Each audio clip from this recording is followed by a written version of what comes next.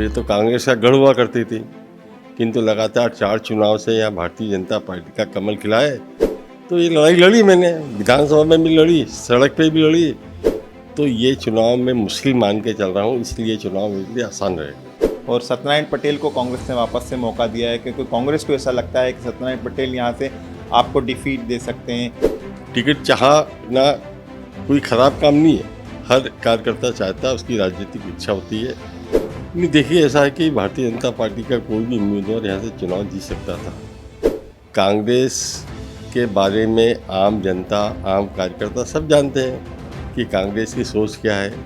Ticket आपका late हो रहा था, क्या कारण था? आपको क्या लगा? गौरव रणदीवे यहाँ से मांग रहे थे, अनुरम कुमावत भी यहाँ से टिकट मांग रहे थे, और भी कई सारे उम्मीदवार थे जो इच्छा जाहिर कर रहे थे कि उन्हें विधानसभा 5 दी जाए। 25 तारीख की शाम को मेरे भारतीय जनता पार्टी कार्यालय का उद्घाटन है, उसमें आपको सारे लोग दिखेंगे।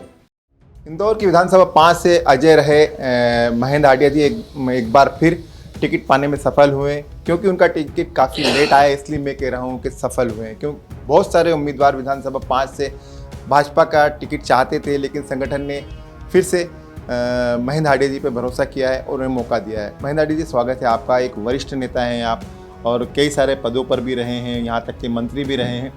एक बार फिर से पार्टी ने आपको विधानसभा 5 से उम्मीदवार बनाया है, और ये विधानसभा ऐसी मानी जाती है कि यहाँ से महेंद्र हाटिया ने बाबा ही चुनाव जीत सकते हैं। नहीं, देखिए ऐसा है कि भारतीय जनता पार्टी का कोई भी उम्मीदवार यहाँ से चुनाव जीत सकता था। पार्टी ने मुझ पर पुनः विश्वास किया है। मैं इतना कह सकता कि मैं पार्टी के विश्वास पर खरा उतरूँगा।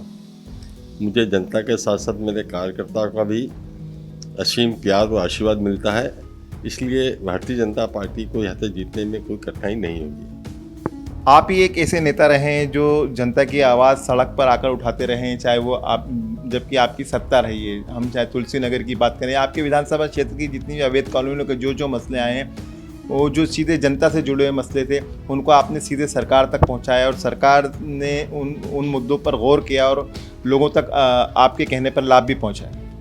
नहीं, देखिए मैं लगातार 10 सालों से इस बात को उठा रहा हूँ कि इंदौर में 30-30, 40-40 साल से लोगों के पास प्लाट की रजिस्ट्री है, किंतु भूमाफिया एन कैन पकड़कर उनको कामयाब नहीं होने दे रहे थे। तो ये लड़ाई लड़ी मैंने, विधानसभा में भी लड़ी, सड़क पे भी लड़ी। ऐसे ही अवैध कॉलोनी को वैध करने का मसला भी बहुत पुराना है। मैं लगातार मांग कर रहा हूँ, चाहे तुलसी नगर हो, चाहे मेरे विधानसभा की 100 कॉलोनियाँ अवैध थी जो वैध हुई हैं। तो ये लगातार संघर्ष कर रहा था। अंततः माननीय मुख्यमंत्री जी ने इस ओर ध्यान दिया, और मेरे विधानसभा की कॉलोनियों के साथ साथ मध्य प्रदेश की कई कॉलोनियाँ वैध हो गई। आप ऐसे साफ़ सुथरी वाले नेता हैं, आपकी छवि बहुत साफ़ सुथरी है। किसी भी समाज में चले जाएं, किसी भी वर्ग में चले जाएं, आपको वहाँ पर लोग पसंद करते हैं। लेकिन टिकट आपका लेट हो रहा था, क्या कारण था? आपको क्या लगा? गौरव रणदीवे यहाँ से मांग रहे थे, अनुरम कुमावत भी यहाँ से टिकट मांग रहे थे, और भी कई सारे उम्मीदवार थे जो इच्छा जाहिर कर रहे थे कि उन्हें विधानसभा 5 दी जाए, क्योंकि आपने एक भाजपा का वहाँ पर ग्राउंड बनाकर तैयार कर रखा है। नहीं, देखिए ये तो अच्छी बात है ना कि इतने सारे लोग, 2, 3, 4, 5 लोग ये चाहते थे कि हमको टिकट मिले। इसका मतलब यहाँ भारतीय जनता पार्टी की स्थिति मजबूत है, और मजबूत इन 20 सालों में हुई। और ये तो कांग्रेस का गढ़ हुआ करती थी, किंतु लगातार 4 चुनाव से यहाँ भारतीय जनता पार्टी का कमल खिला है। मैंने कहा ना आपसे कि यहाँ जो भी उम्मीदवार आता भारतीय जनता पार्टी का चुनाव जीतता, चाहे मैं हूँ चाहे अन्य कोई हो। तो इसलिए टिकट चाहना कोई ख़राब काम नहीं है, हर कार्यकर्ता चाहता है, उसकी राजनीतिक इच्छा होती है। और पार्टी एक आदमी को टिकट दे सकती है, तो पार्टी ने जिसे उचित समझा उसे उम्मीदवार बनाया। पिछली बार आपकी जीत का अंतर काफ़ी कम था, 1100 वोट से ही आप जीत पाए थे, और सत्यनारायण पटेल को कांग्रेस ने वापस से मौका दिया है, क्योंकि कांग्रेस को ऐसा लगता है कि सत्यनारायण पटेल यहाँ से आपको डिफीट दे सकते हैं। ये जो अंतर है ये वापस बढ़ जाएगा, या आपको ऐसा लग रहा है कि ये अंतर बना रहेगा और हो सकता है कि अब की बार आपको नुकसान भी उठाना पड़े? देखिए, नुकसान उठाने का तो मेरे सामने कोई प्रश्न नहीं है। हर चुनाव एक जैसा नहीं होता है।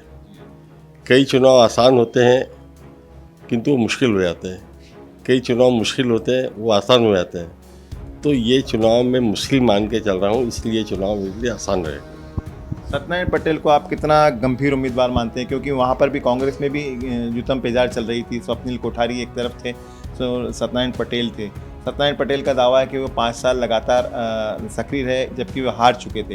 हालांकि आप जीतने के बाद भी सक्रिय थे और विधानसभा क्षेत्र का कोई भी ऐसा इलाका नहीं जहाँ पर आप नहीं पहुँचे। नहीं, देखिए, कांग्रेस एक राजनीतिक पार्टी है, राष्ट्रीय राजनीतिक पार्टी है, और उसका उम्मीदवार तो निश्चित रूप से मध्य प्रदेश के अंदर भारतीय जनता पार्टी की उससे सीधी टक्कर है। तो टक्कर तो कांग्रेस से हमारी, अन्य किसी दल से है नहीं। किंतु कांग्रेस के बारे में आम जनता, आम कार्यकर्ता सब जानते हैं कि कांग्रेस की सोच क्या है, कांग्रेस किस मानसिकता से काम कर रही है।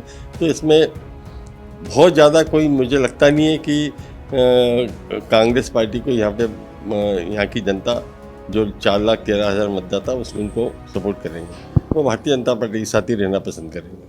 आपके टिकट की बात तो किसी तरह का विरोध नहीं हुआ और सभी ने सहर्ष स्वीकार करा कि महेंद्र हाटिया जी को टिकट दिया है तो एक अच्छे उम्मीदवार हैं, यहाँ से जीत दर्ज करा सकते हैं। लेकिन आप ही के साथ कुछ ऐसे कार्यकर्ता थे जिन्हें आपने टिकट दिया था पार्षद का, और उन्हें जब पार्षद का टिकट नहीं दिया गया इस बार तो कहीं ना कहीं नाराज़ हैं। उनमें कई ऐसे नाम हैं, दिलीप शर्मा नाम है, अजय सिंह नरूका नाम है, उल्लास सोनी है, ऐसे कई सारे नाम हैं जो नाराज़ हैं। उल्लास सोनी मेरे चुनाव प्रभारी हैं। दिलीप शर्मा भी गए वहाँ अपने गांव पचोर माता पुण्य, उनसे बात हो गई मेरी। महेश जोशी से बात हो गई मेरी, अजय सिंह से बात हो गई। 25 तारीख की शाम को मेरे भारतीय जनता पार्टी कार्यालय का उद्घाटन है, उसमें आपको सारे लोग दिखेंगे। मेरा अंतिम सवाल आपसे कि अब की बार स्ट्रेटेजी क्या होगी? आप बहुत सहज, सामान्य और सरल व्यक्ति हैं और आप बहुत आसानी से चुनाव लड़ते हैं। ये बात भी सही है कि भाजपा का कार्यकर्ता आपके लिए दिलो जान से मेहनत करता है और जनता भी आपको चाहती है। आपकी स्ट्रेटेजी क्या होगी? भारतीय जनता पार्टी इस बार पोलिंग बूथ तो चुनाव लड़ेगी। बूथ जीतो, चुनाव जीतो, और सारा जो हमारा प्लान बना है पार्टी का, संगठन का, वो बूथ के ऊपर है।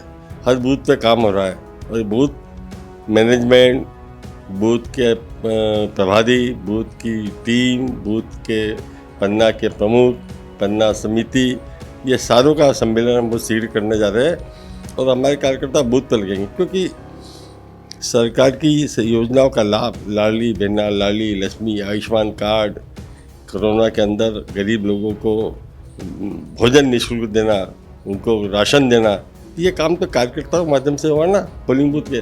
तो वो कार्यकर्ता लगेगा पोलिंग बूथ के ऊपर, वो भारतीय जनता पार्टी प्रत्येक पोलिंग बूथ को विजयश्री प्राप्त करेगी। बहुत बहुत धन्यवाद। हमसे बात कर रहे थे विधायक महेंद्र हाटिया, जो इस बार फिर से विधानसभा 5 से भाजपा के प्रत्याशी हैं। उन्होंने दावा किया है कि इस बार की जीत का अंतर काफ़ी बढ़ जाएगा और उनकी जीत सुनिश्चित है।